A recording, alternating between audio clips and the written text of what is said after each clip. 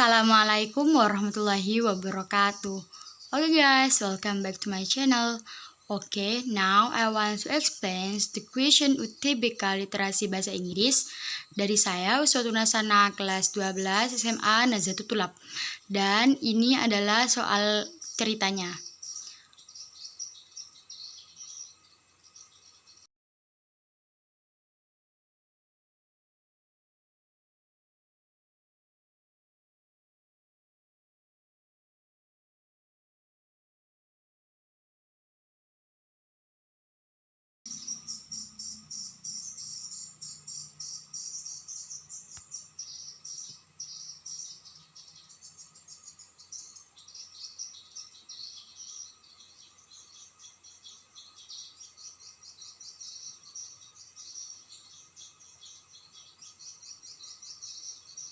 Oke guys, di sini soalnya yaitu the paragraph following the passage most likely discuss A. Suggestion to emerge the seismology to detach the equator.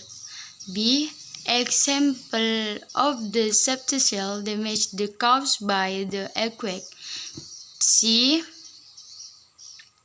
Development of seismology to identify to earthquake earlier.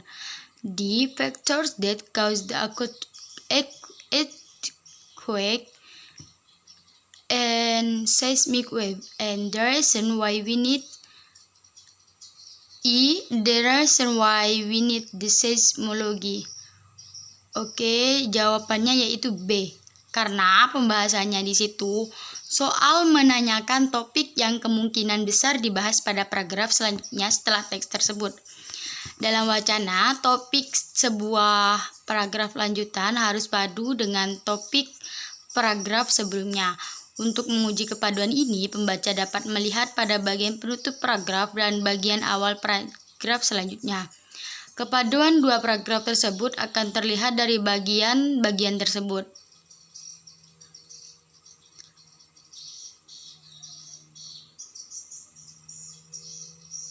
Oke, bagiannya yaitu penutup paragraf terakhir di teks bacaan adalah kalimat over the countries they have been responsible for millions of deaths and an incalculably amount of damage to property. Kalimat penutup ini berbicara mengenai akibat gempa, yaitu hilangnya nyawa manusia dan kerusakan properti.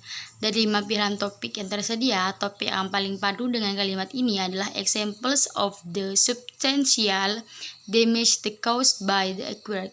Paragraf dengan topik tersebut akan menjadi paragraf yang padu dengan paragraf terakhir dalam bacaan tersebut. Jadi, pilihan dalam soal literasi bahasa Inggris yang pertama yaitu yang B. Oke, the next question yaitu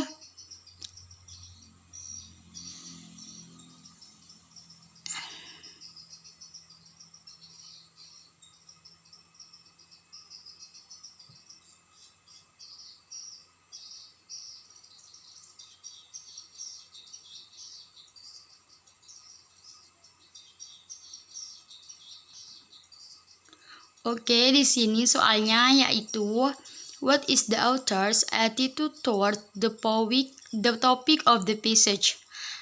A. Concerned. B. Critical. C. Informative. D. Satisfied.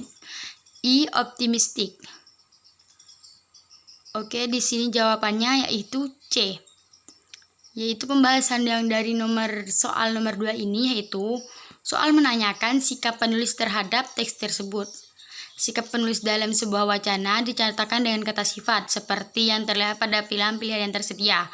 Supaya dapat menentukan kata sifat yang tepat, pembaca perlu memperhatikan hal-hal seperti pilihan kata, jenis kalimat atau kalimat fakta atau opini, asumsi, kesimpulan, dan keberpihakan penulis baik yang tersurat maupun tersirat dalam tulisannya. Teks bacaan menunjukkan bahwa topik pembicaraan penulis adalah peristiwa gempa bumi. Di paragraf pertama, penulis memberikan definisi serta menjelaskan proses terjadinya gempa bumi. Di paragraf selanjutnya, penulis berbicara tentang bidang keilmuan seismologi serta terobosan yang dicapainya.